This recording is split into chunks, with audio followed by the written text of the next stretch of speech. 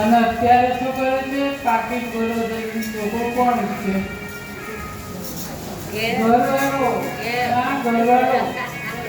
પાછો પછી ગાડીમાં લઈને જાય, દહેડી લઈ જાય. પછી આપણને દહેડી વૃદ્ધાશ્રમમાં જ મૂકી આવશો.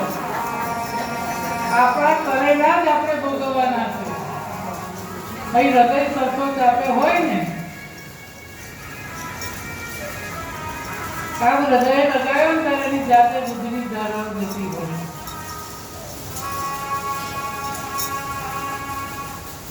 અત્યારે બાટલીઓને દૂધ પીવડાવે.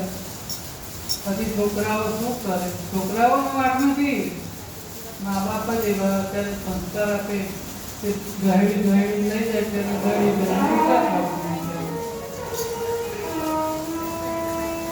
સંતો આજે પણ બેઠા છે. કોક રાફડામાં મણિધર થઈને બેઠા છે એવા સંતો છે. ભલે કળિયુગ હોય અને એવા સંતો છે એટલે આ કળિયુગમાં હજુ આપણે બધા બેઠા છીએ.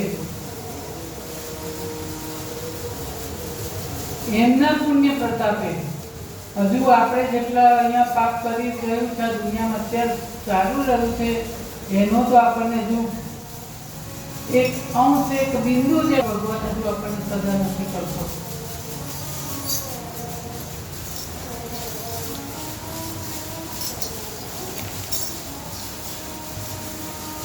સાધુ સંતો મહાપુરુષો ને માતા પિતા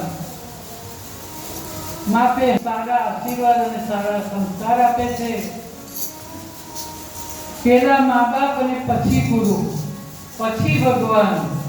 મા બાપની શિખામણ અને મા બાપના સંસ્કારો બાળકો પર અસર કરી જાય.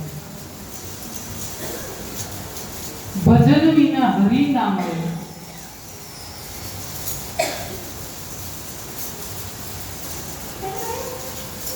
સંતો શિખામણ આપે અને માં ગુરુ બને છે. પહેલી જ આપણી ગુરુ છે તે માં છે.